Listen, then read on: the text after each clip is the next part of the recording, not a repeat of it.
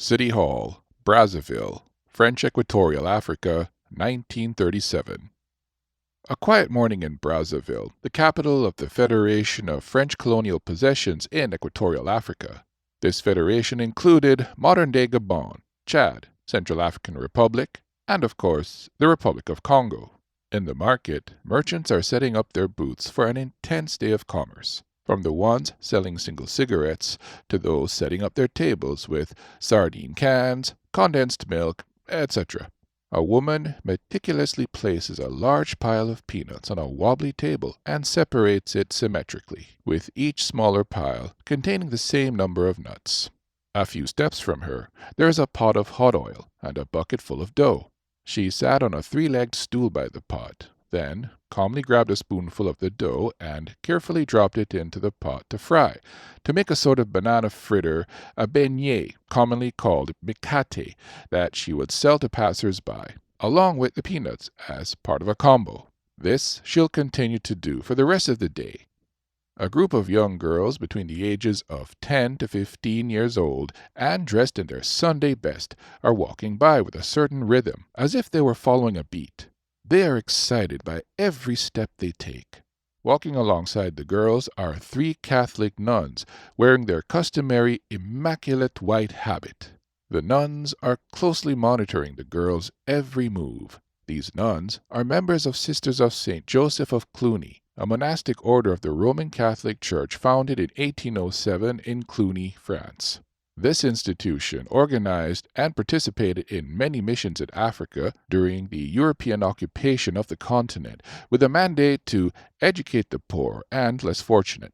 In the 1920s, the Cluny sisters opened a school in Brazzaville, an institution to provide education for less fortunate children, particularly orphans.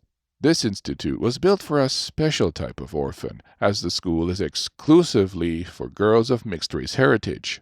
Today is a special day for the girls. They will officially receive the much-sought-after French citizenship. In contrast to the British Empire, the French Empire has an interesting approach toward their colonies, with an assimilation policy as they encourage all their subjects to learn the French language and adopt the French culture, with the possibility of being granted the ultimate privilege of French citizenship. However, there are certain criteria to meet. A long list of legal, social hurdles with the intent of making it a rigorous road with a whole lot of hula hooping through the loopholes. Earlier this year, the French Minister of the Colonies announced that the assimilation program will extend to all African colonies, as long as you meet some very specific criteria.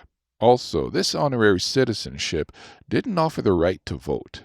This citizenship was purely symbolic because laws were still discriminatory towards Africans. They are not allowed to go into the same bars, the same restaurants, etc. Good old segregation. The girls are granted French citizenship essentially because they have a French parent. However, it's important to understand that this privilege is only extended if a certain condition is met, namely, that they renounce their father's surname, especially if the parent is a government official.